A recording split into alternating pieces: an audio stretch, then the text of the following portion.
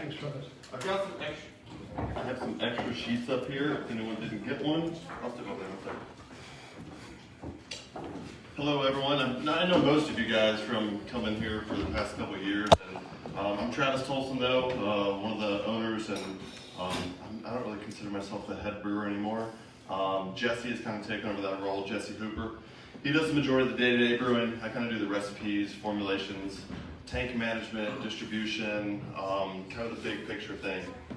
So I'm more of a managerial / brewer now. But I have been doing this for quite some time commercially. As Mark said, I started in 2012 at a place called Kodiak Island Brewing Company up in Alaska. And then ran that place for about 3 years, then went down to Wicked Weed. Was a head brewer there for about 2.5 years, and then me, my brother, and my wife opened up this place. Coming up on next week will be 3 years.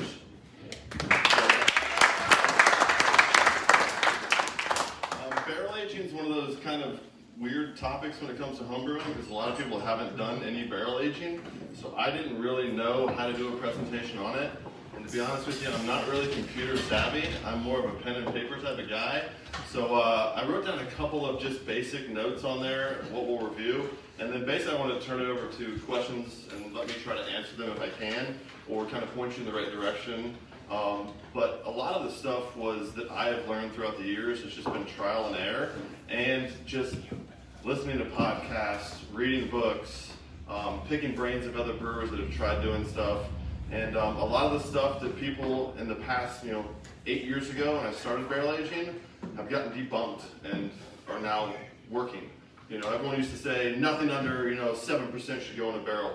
Well, I've had some of the best 3.5%, 4% like saisons that have been barrel aged that taste phenomenal. So it's just so a lot of it you got to take with a grain of salt and try new things. So again, if you need pens or papers or more pages, there's some up here. I feel awkward just standing here, I'm not gonna lie. So some of the books that got me started back in 2012 up in Kodiak, the #1 book that got me into sour beer was American Sour Beer. It is absolutely amazing.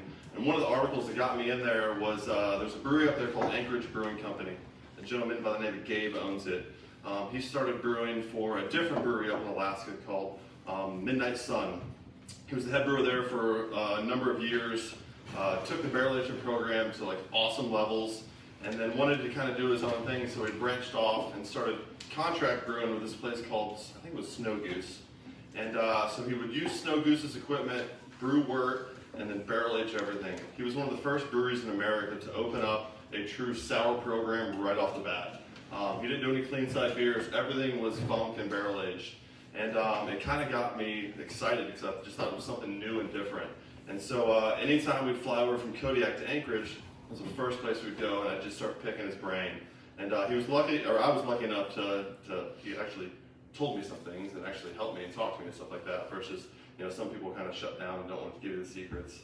I'm a firm believer that you got to pass everything on. There's a lot of people in here who have given exact recipes of what we do.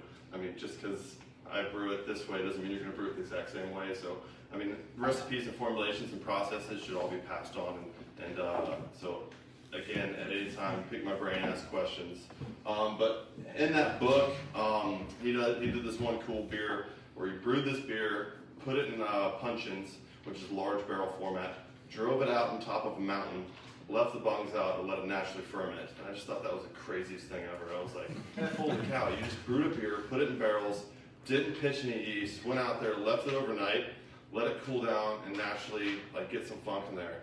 So that just kind of blew my mind, because every beer I'd been drinking before that was put it in stainless steel vat, clean, make sure it's really clean, temperature control, dry hop, whatever it is, and it was just, there's a process to it. This was kind of the unknown. And so I went down the rabbit hole of sour beer. And luckily up in Alaska, we didn't distribute really at all. It was island only. We only did about 900 barrels a year.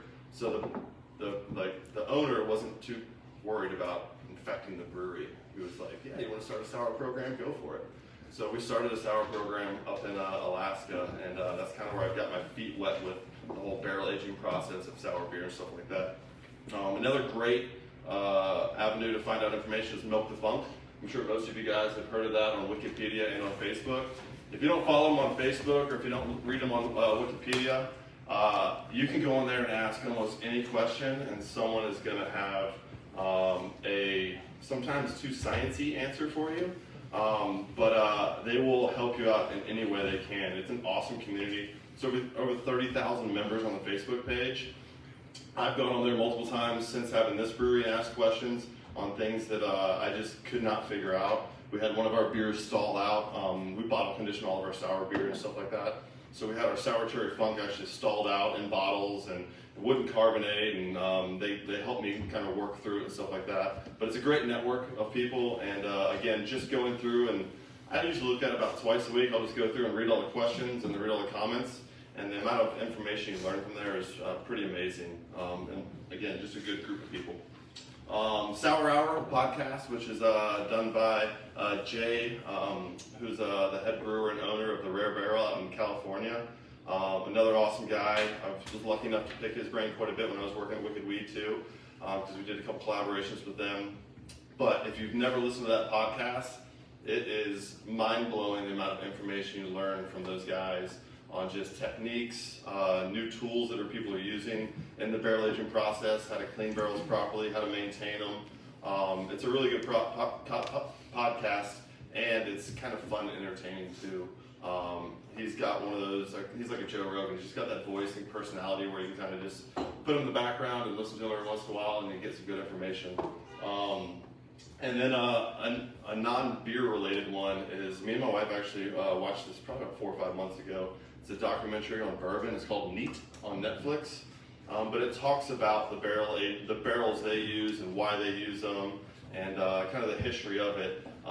If you're a bourbon fan, or there's also one on Scotch too. I can't remember the name of that one.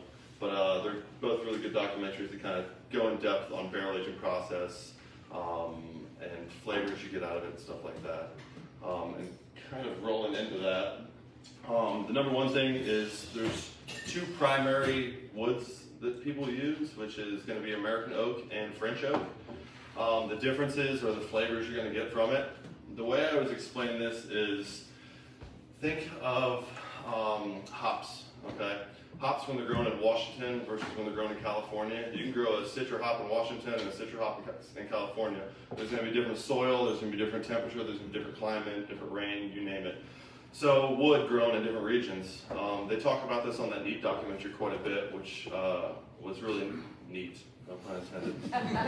But think about it. I mean, a tree right here versus a tree right here, the root system might be 5 feet deeper, where it's pulling different minerals and more water up there. It's going to be an older tree, whatever it is, different flavors are going to come out from that. And so every barrel, this is the thing I love about barrel-aged beer, every single barrel is unique. Every single barrel is going to have some type of flavor. And your palate may not be able to tell right off the bat, but as you sample more and more beers, your palate will mature and will get better and better. And it's just neat to see the difference, because you put the same exact product in 15 different barrels, and you're going to get 15 different results almost every single time. And luckily, or hopefully, you can blend them together to come up with a well-balanced beer that you want to serve to your patrons or to your friends or whoever it is. So the major things with American oak versus French oak. American oak, you get a lot of coconut, vanilla, and sweet spice, where French oak, you get some coffee, dark fruit, and it's more of a savory spice. In the sour beer aging process, most people tend to like French oak. They think that it has more tannins, gives them a softer mouthfeel, it's more delicate, where American oak is used more for bourbon barrels and for more kind of a little harsher flavor, people would say. American oak is getting more and more popular. It's getting more and more popular with a company that started probably around 5-6 years ago, Food Crafters. They use all American oak. We actually have a 30-barrel vessel back there. They use all American oak, and they do amazing stuff. They do tongue and groove, meaning most staves are just next to each other, where tongue and groove are actually connected together, so they don't leak as easily, which is pretty nice when it comes to brewing. which we'll get into that in just a second as far as how to maintain them and how to prep them and stuff like that. But for the most part, for sour beer, it's going to be French oak, and then for bourbon and stuff like that, of course, it's all American oak. How to prep and maintain barrels. So here, people are always kind of blown away that we have probably right around 120 oak barrels here. Someone just a second ago asked, like, where is your brewery? Or brewery's back there. But upstairs we have a room that's climate controlled that has tons of oak barrels in there. Where do you source them? So nowadays there is barrel brokers. So probably about 8 years ago, barrels became so popular that wineries and distilleries used to kind of just trash them and discard them. Now there's so many breweries that have popped up that they realize, wow, we can make money off these things. So barrel companies like Rocky Mountain Barrel in Colorado, there's Keystone out of Pennsylvania, and there's hundreds of barrel brokers out there, I'm sure. But what they do is they go to a winery directly, and instead of saying, we'll take 5 of these and 10 of those, they'll say, we'll buy every barrel that you empty that you want to get rid of. So they'll buy, 2,000 oak barrels, bring them back to their warehouse, they'll ozone them, they'll clean them properly, get them prepped and ready, and then you can go on and buy them directly from them. So when we buy barrels, we usually buy anywhere from about 20 to 40 barrels at a time just to save money on shipping and stuff like that. But there's brokers all over the U.S. The only time we have not bought from a broker has been going directly through Childress Winery up in North Carolina. I wanted to do a project, this was about 2 years ago, actually it was 2 years ago exactly. I wanted to do a project where we did 100% local beer with North Carolina, South Carolina. So I went to Childress Winery, reached out to them, said, hey, we want to use some of y'all's Cab Franc barrels. We've been selling your wine in here. We want to do a pairing where we can show off your Cab Franc, then show off a barrel-aged beer in your Cab Franc barrels. So we went up there, we did 100% Brett primary beer, put it in the Cab Franc barrels for 14 months, and then it's actually Frankie's Farmhouse. It's Frankie's Farmhouse. And so that's the only time we've gone directly to a winery and sourced them from them, and that was just because they're hyper local and they're niche right here, But any winery you were to call up, they probably wouldn't even give you the time of day because, again, selling 5 or 10 barrels here or there to them is nothing.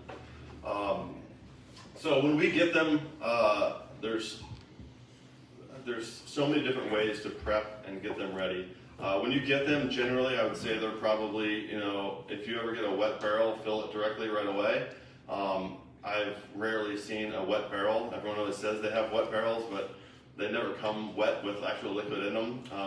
I think we've gotten 2 here, and that was when we did blueberry pink tequila. Those actually had a little bit of tequila left in there. But generally what we do here is we'll check all the staves to make sure there's no massive cracks in there. We'll check the hoops also. If there's any loose hoops, there's some tools you can use to pop them back down. And then generally what we do is we try to swell them up a little bit. So I'll usually take about 5 to 10 gallons of about 175 degree water. I'll put it at the bottom of there. I'll close the hole up, which is called the bung. I'll put the bung on there overnight, and I'll let that thing kind of steam up and heat up. And what I feel like that does is it opens up some of those pores a little bit, which helps bring some of that flavor out of there. So usually we'll steam them up. Next day we'll roll them over, empty them out, and then about a year and a half, almost 2 years ago, for all of our barrel aging stuff, we do all primary fermentation in a barrel and secondary fermentation in a barrel. So before that, we were doing primary in stainless steel, dropping the yeast out, adding the fruit if we wanted to, and then putting it into a barrel. When we bought that 30-barrel foeder about 2 years ago, we decided to switch all of our sour program into 100% wood fermentation. And there's no major reason why we chose to do that. We just kind of did it because of our space back there is very limited, and we knew that if we had an extra tank that we could use for bottling beer and blending and stuff like that, and had just a sour wood vessel that we could do primary fermentation in, for our square footage, it just kind of made sense. So that's why we went down that route. But the reason why people are starting to do primary fermentation in wood vessels again is because you get some of those cool flavors out of that wood from it being a porous surface where stuff seeps in and goes in and out and pulls in and out.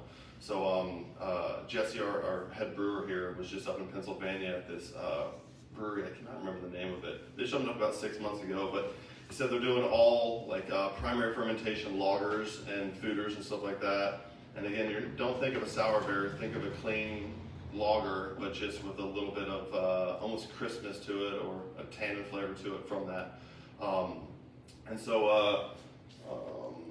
So what we do is when we get the barrels, we'll swell them up for usually about 5 or 10 gallons overnight, and then pull it out of that foeder and put it in there. If we're using any adjuncts, I would say 50% of the time we'll fruit before it goes in there, and then 50% of the time we'll fruit after it comes out. It just depends on what we have available. Again, in a perfect world, I would put all fruit in before, and put the fruit in, drop the fruit out, and then put it in barrels. Because what happens is if you put fruit inside of a barrel, you're going to have this puree mess on the bottom of it, and it's just wasted real estate and wasted space. And it's tough to get that fruit out of there. You put cherries inside of a vessel that only has a hole that big, those cherries swell up, and getting them out is not the easiest thing ever. When it comes to fruiting though, I've noticed that there's not a major difference when it comes to flavor as far as fruiting it before it goes in the barrel or fruiting it after it comes out of the barrel. We did tons of different trials when I was up in Asheville, and 90% of the time, we would fruit it before it goes in barrels, and you still get that complex flavor of the fruit coming out. You think that it would kind of taper off and die off a little bit. For some reason, it does not. And again, your yield's going to be a little bit higher because the fruit's going in the stainless steel, you're dropping the fruit out, and then you're filling it with 100% beer. Another reason why we like to fruit it before it goes in barrels is, again, we know that every ounce of sugar is getting eaten in there. You fruit it afterwards, it's going to take up another vessel for 30, 40 days. You hope that it ate all those sugars off that fruit that you just added onto it, but you're not quite sure. So it's just one of those safety things for us. It makes sense for us to fruit it before and not after it's been in barrels.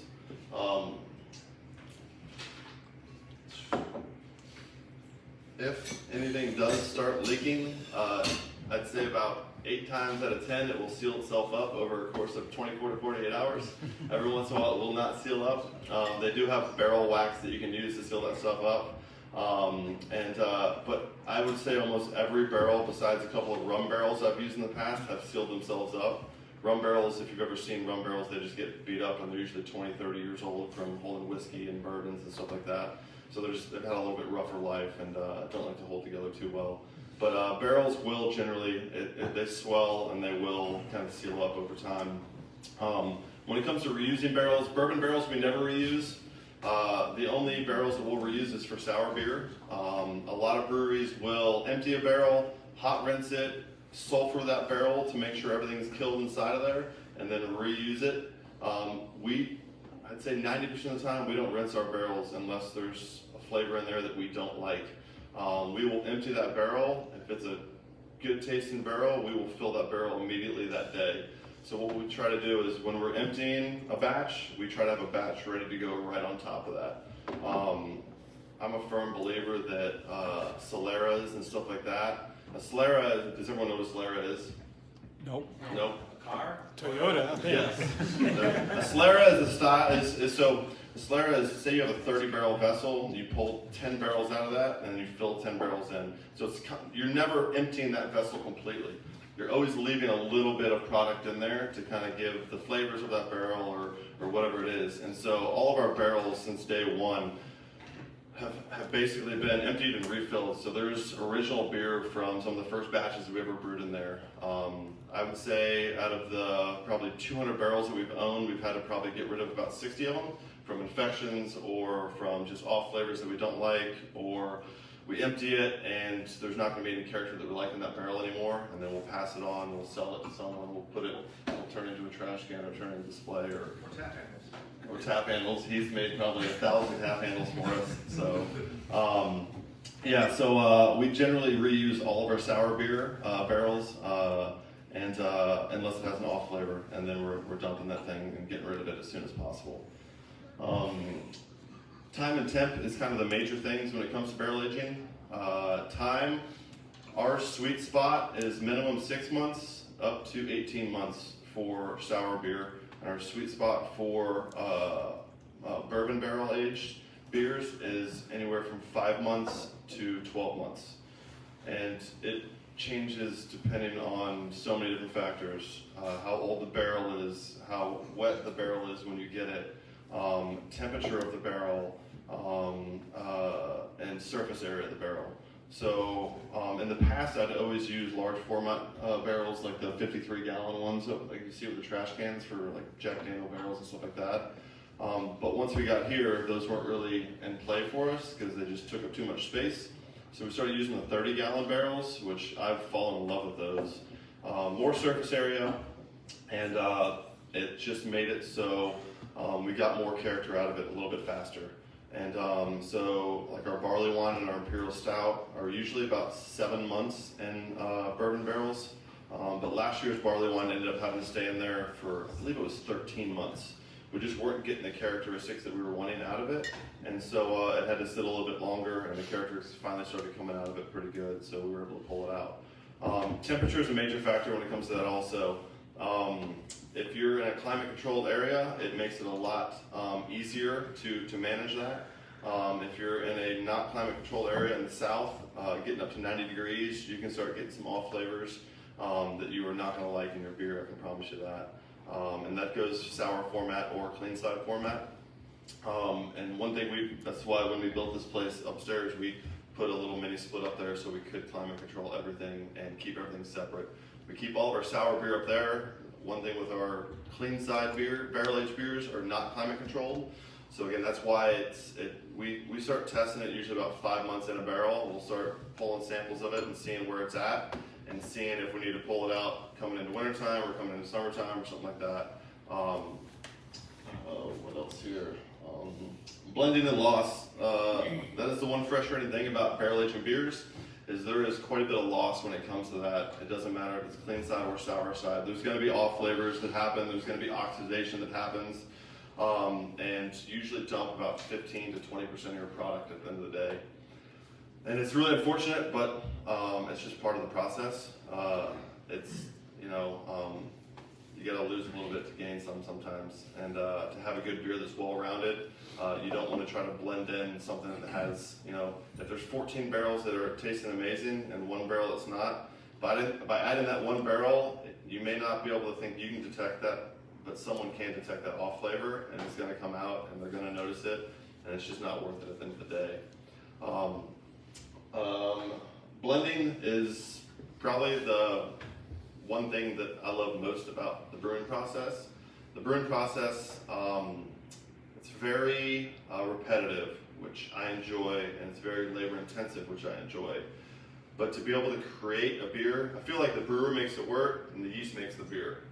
When it comes to blending though, you get to create the beer. You're actually blending something together and pulling 20% of this one, or 30% of this one, or 15% of this one, and creating a beer that you think is going to be palatable to other people. And it's always fun when you're able to blend something and see the end result on either someone's face or having a conversation, and knowing you had a part in creating that beer. Again, I think that yeast does the majority of the job when it comes to making non-barrel aged beer. And so to have that power, if you would say, or ability to create something, it's just really neat. And it's what draws me to barrel aged beers and why we do so many barrel aged beers here. I want to kind of, again, it's a tough subject when it comes to barrel aged beers because I know a lot of people probably haven't ever used barrels. So I want to open it up to questions. And then I also want to say I was talking with Mark a little bit ago. So we just filled our barley wine for next year yesterday. And I bought 14 of these little 30-gallon barrels right here, Catoctin Creek, which is a distillery out of Virginia. They use all organic malt, and it's 100% rye. We've been using those things for 3 years now. I used them our first year on our Imperial Stout and our barley wine. I fell in love with them. I mean, they're amazing. So I have one extra barrel, and what I want to do is I want to give it to the club, and I want to have a brew day where however many people sign up, we can come brew, and let's fill that barrel up. Let's age it for 9 months to a year, or however it takes. And what we can do is maybe once it hits 6 months, we can start pulling samples here and kind of tasting through it, talking about it. And then once we all think it's right, let's keg that thing up and let's get it on tap here and see how it tastes. Cool. Awesome.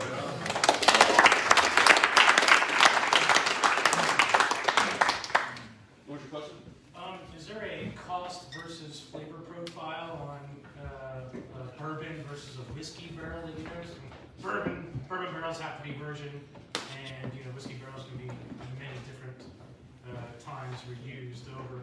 So do you find the fresher, more virgin bourbon barrels to have a higher oak flavor versus a blended whiskey barrel that you might get from, say, Jack Daniels or so on? I was told to repeat the question so everyone on Facebook can see it. So he's asking if first use bourbon barrels versus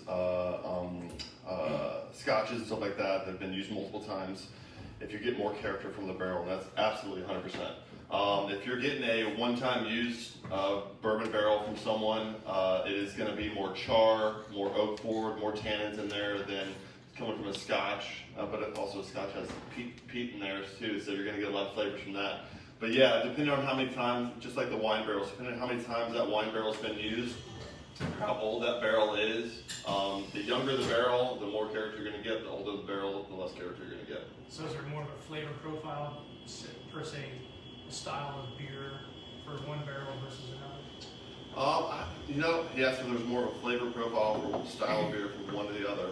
I'm going to go with no on that one because I'm a firm believer that everyone's palate is different.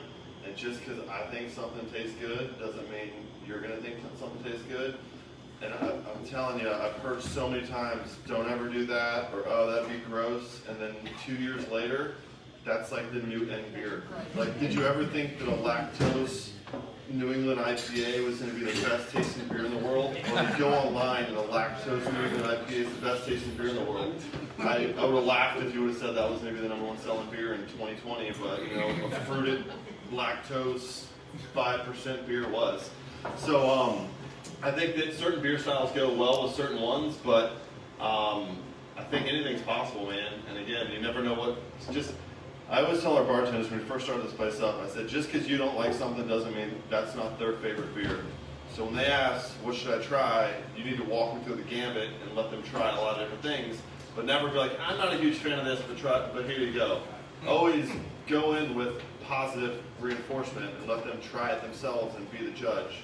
Again, I'll admit, half the beers that I brew or come up with the recipe for are not my style that I drink daily or enjoy daily, but I know someone does, so we need to brew those beers. We're not an IPA only brewery where we're brewing 17 different IPAs on tap and that's it. Everyone's palate's different, so. So what are your styles that you enjoy daily? My styles that I enjoy daily would be our Schwartz beer right now. Our Pilsner. I enjoy lagers. I think lagers show what a brewery can do as far as cleanliness and recipe formulation. It shows kind of every flaw that you have, if you have one, I think, just because it's a long fermentation, which gives more chance of infection or some off flavor coming out. And it's one of those beers that is a beer-flavored beer. It's not getting covered up with hops or fruit or vanilla or lactose or whatever it is. So I generally lean towards those, but then right now I'm drinking Carter because it's one of my favorite series that we do here. And then almost anything true barrel-aged sour is what I tend to go for also. Just because I love the complexity of sour beer, and I think that it's anything you can put in a wood vessel for 9 months to 2 years and then sit and drink and not get sick and die, just it amazes me, and it's really cool. We use like 95% of the fruit that we use comes from right down the street. We use Springs Farm peaches, strawberries. This Friday, just a heads up, is our 2020 Blackberry Sour release, which is one of our most popular beers. But it's the last year we're ever going to have the Blackberry Sour because Springs Farm tore down all their blackberry bushes without telling me. And so that is the end of Springs Farm. We'll find another blackberry farm around here, but it was the saddest thing ever. I walked up to the farm, this was probably like 9 months ago, and I was like, where are the blackberries strawberries will be ready this year. And I saw all the bushes chopped down. I was like, she was like, I am so sorry, Travis. It was, it wasn't my call. It was the board's call. Da, da, da, da. So it was unfortunate. But all of our fruit comes from pretty local here. And every once in a while we'll get some stuff from Concord, up at Barbie Farm up there, like our plums and stuff like that. So We got a question from Rick Benfield on Facebook. What is your suggestion for homebrewers using oak chips or staves? Also, would you soak them, and how long would you recommend you soak them? yes. So the question was, what would you do as far as using staves? Using oak chips or staves. Oh, can they hear you on that? Okay. So I don't need to repeat it. I'm staying right next to it. So that is how I started out barrel aging up in Alaska. Was the original head brewer up there. We used to use 5-gallon corny kegs, and what we would do is we would take oak chips, age them on Jameson, and then put those oak chips in a 5-gallon corny, carve that thing up, and that was our barrel aged beers. So I only have very little practice with that. I could not tell you for the life of me how much oak chips, how long to age them for, anything like that. For the past 9 years, that's why it's a tough subject for homebrew discussion. Is all I've been working with is large format barrels at a large scale. It was either managing 1,000 barrels up in Asheville or managing a couple hundred down here. And so I'm not the person to ask on that one, but I would say, again, log on to Milk the Funk, type that question into Milk the Funk, and you will have 40 answers that are top-notch answers that will point you in the right direction. And the one other thing I would say is trial and error.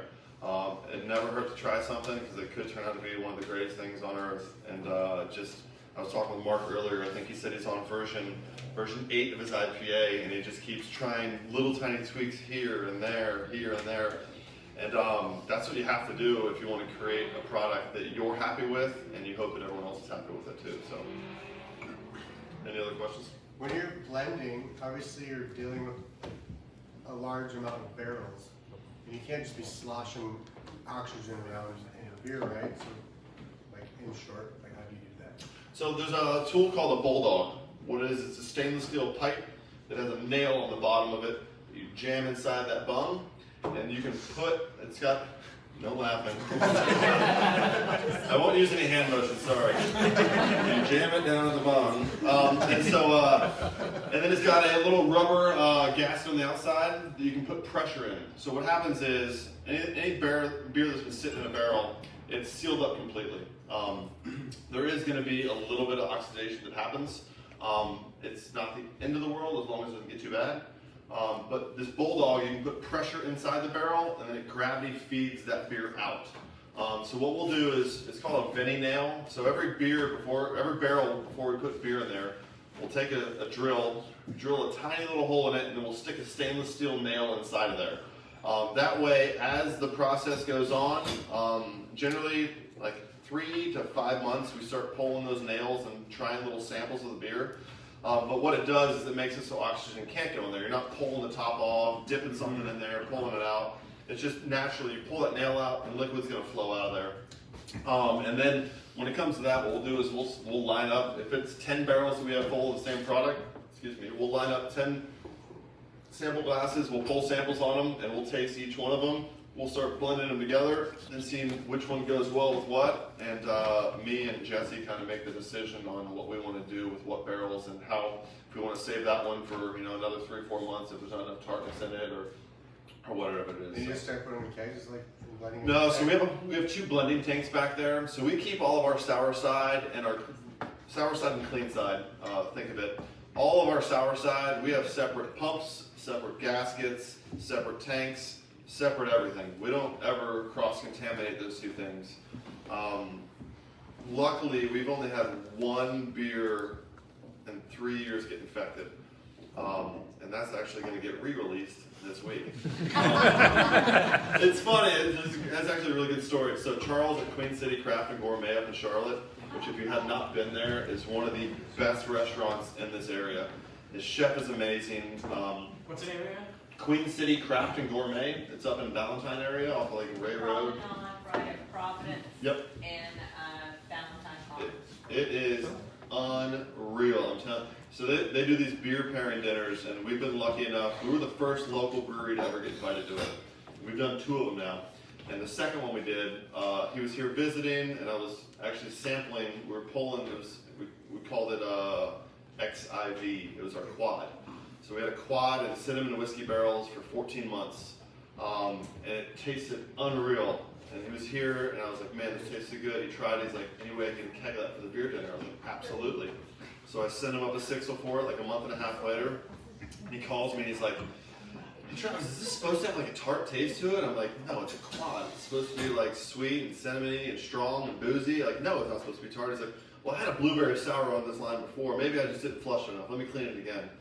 Well, he calls back like an hour later. He's like, man, it still tastes tart. And I was like, all right, here's what I'll bring a bunch of crowlers. We had it on tap. I'll bring a bunch of crowlers up. If it's tart, we'll serve the crowlers. I'll bring the keg back. We'll figure something out. Well, I got up there and it tasted tart, but it tasted unfreaking real. I mean, it was so good. And so I always say it's the best sour beer we've ever not produced. So unfortunately, those kegs, we have probably about 3 half barrels left. Those kegs all got infected. Don't know how it happened. Don't know why it happened after we carved it up and put it in kegs, but somehow it got infected. But every other barrel-aged beer that we've done clean side has never got infected because, again, we try to practice separate uses for those things. Once you start putting sour beer in tanks, those tanks are pretty shot in my eyes. That's the way I was trained, was to keep the two animals separately. So Even stainless tanks? stainless tanks, again, you can clean them, but there's so many, like the spray ball has so many nooks and crannies in there. It's like all it takes is one little thing where, I mean, it's just, to me, it's not worth it. So we have 2 separate vessels that we use. It's these 2 old bright tanks that aren't function as bright tanks. We just treat them as blending tanks. So once we know how much we want to blend, we'll pump that in there, and they have sight glass on the side, so we know how much we're putting in there, and then we can kind of keep gauging it that way. What about like a glass carboy then? Or could you even do a sour in a glass carboy? Yeah, absolutely. Yeah. That would be as simple as, I mean, you could not pull samples of it as easily as using a nail. I'm saying, like you said, you don't want to mix the 2 beasts. Oh yeah, again, so there's 2 ways of looking at it. I've heard people, so Rare Barrel says that they can clean a barrel and sanitize it completely, and it will be a clean beer no matter what. I'm a firm believer that is, I mean, once you start mixing things like that, you run the risk of having infections. And for me, especially with what we're doing, I don't want to send a can out in the market that has a risk of having an infection where if it sits on a shelf for 6 months, now it's a bomb. And that thing could explode. At home, do what you want, man. You want to mix them, you go for it. But you just run the risk of infecting your beers, especially if you're lagering something and it's sitting in fermentation for 17 days and then sitting cold for another 30 days. It just runs that risk. So I personally, as a home brewer, I would do it. Okay. I mean, that's me. But I also Let you know how it goes. I also love sour beer, so I'm a firm believer and give it a try. UPZS assumes no responsibility for that comment. I got 2 parts actually. Yeah. So, how old is too old to reuse a barrel, and what do you do to recondition it other than just your warm water soak? How old is too old to use a barrel, and what do you do besides the 5 gallons soaked to get it up and running? No barrel is ever too old as long as there's no mold or any gross stuff in there. If you can get that beer to swell up and hold beer, I mean, go for it. I mean, again, rum barrels are 20 to 30 years old most of the time when brewers start getting their hands on them. It's wood. It's gonna swell over time. As long as there's not an inch gap in there, you can get that baby to hold.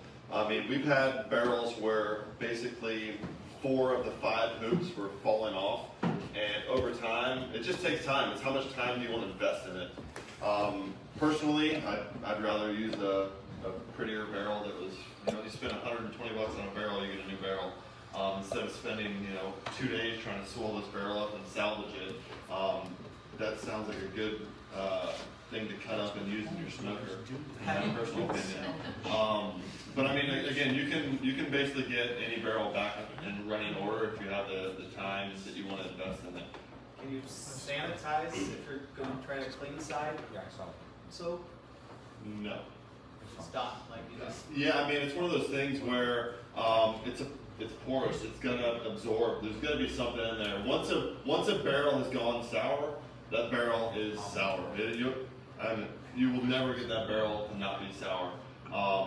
Which, in my opinion, is an okay thing as long as you're making a sour beer. If you're making a clean beer, then dump that beer, throw that barrel away, and start the process over again. Yeah, there's no cleaning a barrel inside and taking that bacteria and stuff out of there and getting it back to a salvageable clean beer.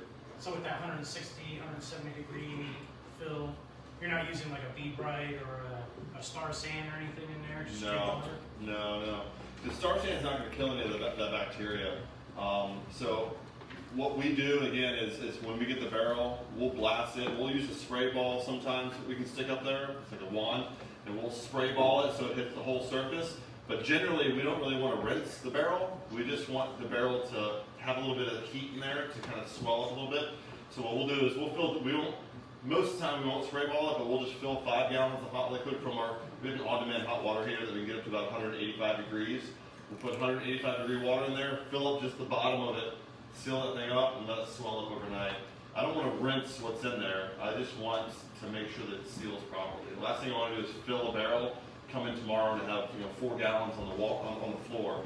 Again, most barrels will seal up over time, but I don't have the resources or the square footage to waste 4 gallons. That 4 gallons to me is liquid gold. I guess what I'm asking is like, when you get a barrel from somewhere that doesn't have a bung in it, how do you know there's not like crickets or anything in there? Yeah. Or, Pop your flashlight on, look in there, and keep your fingers crossed. Or don't ever buy a barrel that doesn't have a proper seal on it. Anytime we get those, we're lucky that we work with the same barrel brokers all the time. If we get something that is tampered like that, we just discard it. And next order we get, they'll just comp us for one of the barrels, something like that. But generally, those barrel brokers are very good about making sure the product shows up intact. so if we're looking at buying a barrel, make sure it's properly sealed? Yep. Or? Yeah, so what they'll do is they'll seal it, and they'll also they'll make sure that they flush it out where it's generally. Most of the time, people won't send like extremely wet barrels also because it has a chance of getting a little funky in there because of the moisture. They'll properly any barrel broker you're buying from, it will be taken care of. I would not recommend buying from a brewery who's selling like a barrel that they're not using anymore unless they tell you why they're not using it. Again, we've sold a couple barrels to the homebrew club, and it was, hey, we emptied this York County 10 days ago. It's fresh. I'd fill it as soon as possible. Go. And so I would just talk to the brewer or brewers that you're buying it from. And if anyone ever wants to buy a barrel, like a new barrel, again, it's 60 gallons is a lot of homebrew. But we usually put orders in once a quarter or once every 5 months for barrels. Feel free to let me know what you're looking for, and I promise you I can find it, whether it be cognac or Shiraz or Chardonnay, you name it, we can get it. So, is there certain things to look for in a barrel? If we are to buy from someone, or yeah. So I usually look for exterior. Or yes, if there's anything certain you should look for when picking out a barrel.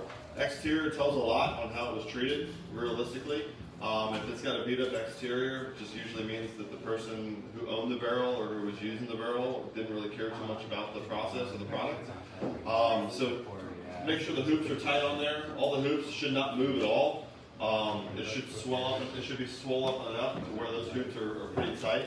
And then again, if it's empty, pull the light out. You can look inside that barrel and see 70% of that surface area in that barrel. If the sides and the bottom and stuff like that all look clean, 9 times out of 10, the back side's going to be clean also where you can't see. So just visual inspection. And again, it's one of those things where you're running the risk. You can't personally clean that. Like I know a fermenter back there, I know 100% sure I can get that tank 100% clean if I do the right process. With a barrel, you cannot do that. So there's gonna be waste and there's gonna be infections every once in a while. We have not had to dump a single batch of clean side beer since we started. Actually, I take that back. We had to dump one because someone didn't set the glycol when we started fermentation. But as far as off flavors, we have not had to dump a single full batch of beer. A couple of kegs have had some diacetyl and stuff like that. We've had to get rid of for either age or whatever it is, or the keg wasn't clean. We put it in the cleaner, but it didn't clean properly. But I know how to clean a fermenter, and I know there's not going to be any loss there. With barrels, sometimes you just have to dump it. You know, it's unfortunate. We learned a lesson upstairs. Our mini splits on the wall, and the fan goes like this and blows. Well, I would, of course, wanted very limited real estate, so we wanted to pack this full as we could. At one point, we had, you couldn't move in there.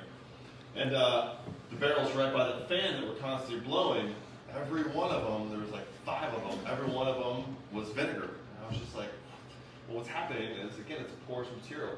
That wind, or that air blowing constantly on those barrels infected those beers, and just, so now we know we have about a 5-foot radius around that where we don't put any barrels, and we just know that that is how they got infected. And we just kind of realized that it's wasted real estate. Got another Facebook question. Any particular yeast works best when barrel aging?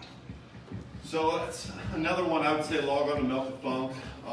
Here at Amor, we have gotten pretty lucky. So we started our barrel aging program 7 months before we even opened up. A good friend of mine who is the owner of Birds Fly South, Sean Johnson, let me contract brew at his facility in Greenville. So I was still running Wicked Weed at the time. I let them know I was leaving. I purchased some stainless steel tanks. I purchased 30 oak barrels, and I went down to Sean and I said, hey man, can I rent your brew house? Have me and my brother come in.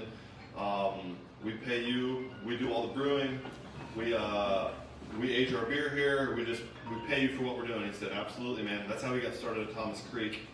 And what we did was I wanted to use all of natural bacteria and stuff from Fort Mill. So we did 2 of our first beers were Blackberry Sour and Springs Farm Peach Sour. So when we did those primary fermentations, we used a Belgian yeast for the primary fermentation. It was Belgian Strong, 545 from White Labs. And then we let the fruit do the souring. So we took fruit off the trees. We did not rinse. We also puree all of our fruit, just so everyone knows. We don't use whole fruit for anything. I puree everything.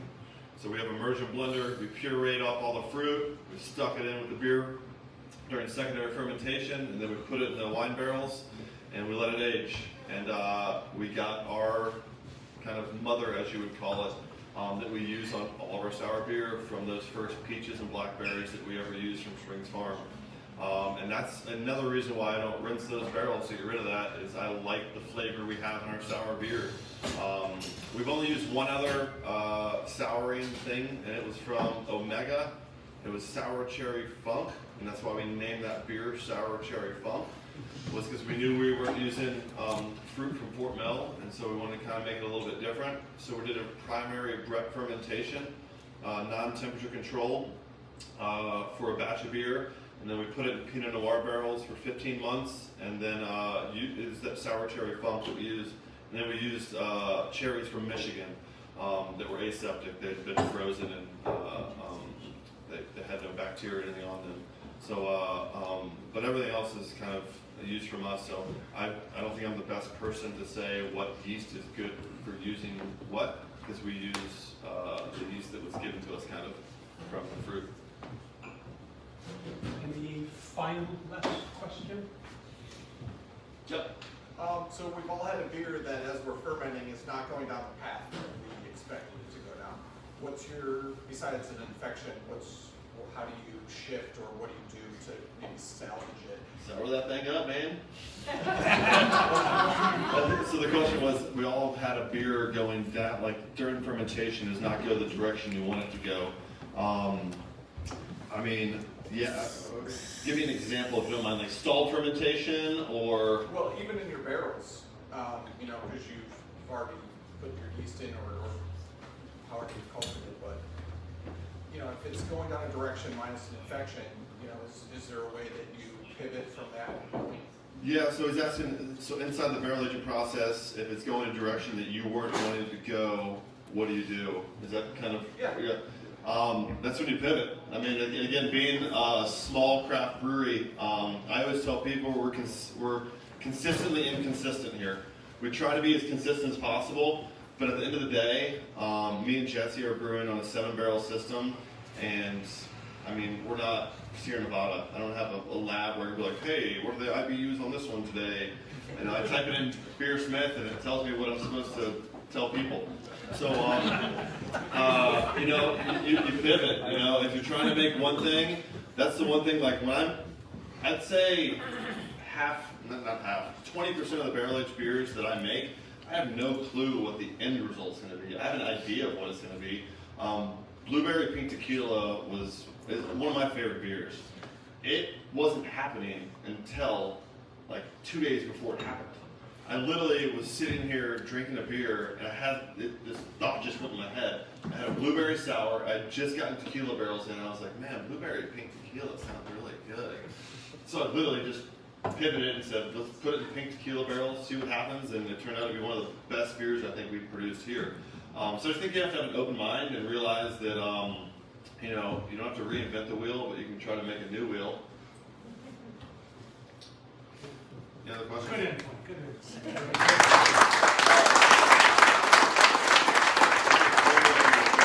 I do want to just say thank you all for coming out here. I think we've had you guys for over a year now here. We really enjoy y'all coming in here on Tuesdays. The craft beer scene down here in Fort Mill, since we've opened, has changed completely. It's really cool to see some of the home brewers open up their own shops now. It's pretty amazing that we're going from one brewery in 2020 to probably 1, 2, 3, 4, 5, 6 or 7 in Fort Mill. That's pretty amazing. So just shows that there's some thirsty people here, and Amor Artis loves y'all, and we thank y'all very much.